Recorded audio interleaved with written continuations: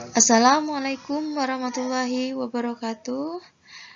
Salam dan bahagia Ibu dan Bapak Guru semuanya. Perkenalkan, nama saya Rita Fitriatul Alfia. Saya mengajar di UPTD Satuan Pendidikan SDN Badian 2 Kabupaten Jember. Setelah saya mempelajari pelatihan mandiri pada platform Merdeka Mengajar, saya akan melaksanakan aksi nyata saya pada topik yang keenam, yaitu penyesuaian pembelajaran dengan kebutuhan dan karakteristik murid SD paket A. Yang saya ambil di sini adalah membuat lingkungan fisik kayak teks di kelas. Yang pertama yang kita lakukan adalah menata lingkungan fisik kayak teks di SD.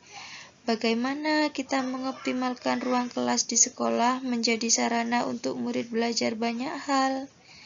Jawabannya yaitu ada banyak sekali sarana-sarana di sekolah dan menjadi alat bantu penguatan literasi pada murid.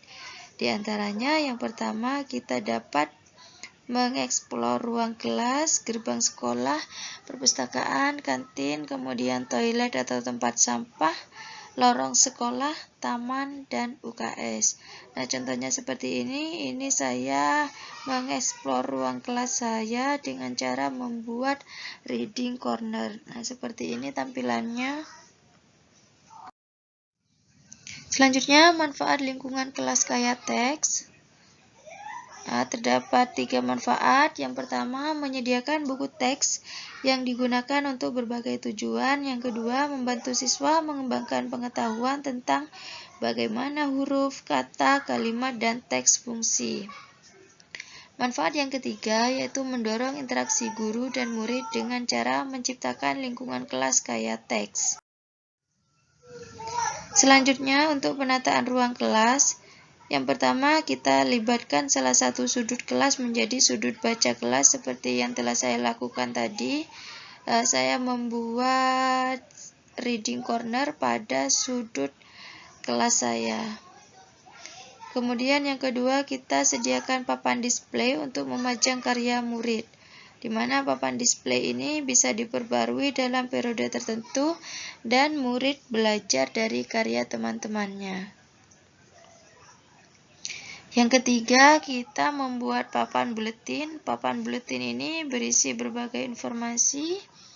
Untuk fase A dapat diisi dengan kosakata baru, daftar nama anggota kelas, kemudian poster, abjad, dan lain-lain. Untuk fase B dapat diisi informasi yang sesuai dengan minat dan hobi siswa seperti musik, games, makan, dan lain-lain. Kemudian yang keempat, penataan yang keempat yaitu menata kelas dengan membuat pohon buku. Pada pohon buku ini berisi daftar buku yang dibaca murid dan guru.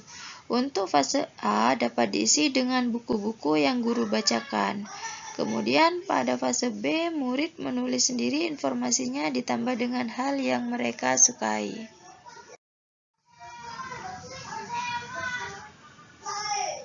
Menata lingkungan fisik kayak teks di sekolah merupakan ide tanpa batas.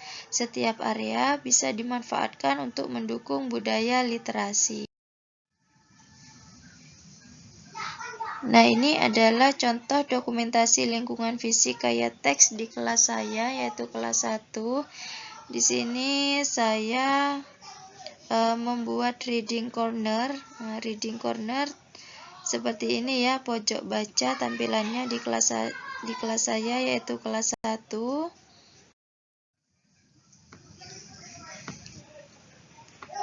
Kemudian juga terdapat papan display. Papan display ini berisi tentang karya-karya siswa. Jadi kita dapat menempelkan atau meletakkan karya-karya siswa kita pada papan display yang telah kita sediakan.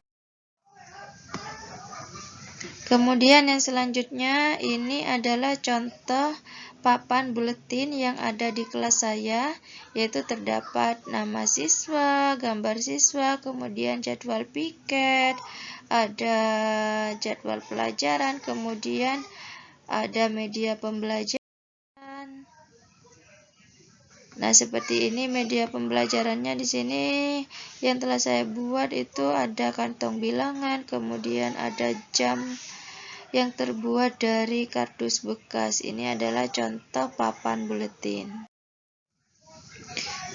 Demikian aksi nyata pada topik yang ke-6 ini. Semoga bermanfaat bagi ibu dan bapak guru semuanya. Terima kasih, salam dan bahagia. Jangan lupa dukung terus YouTube channel Bu Guru Rita.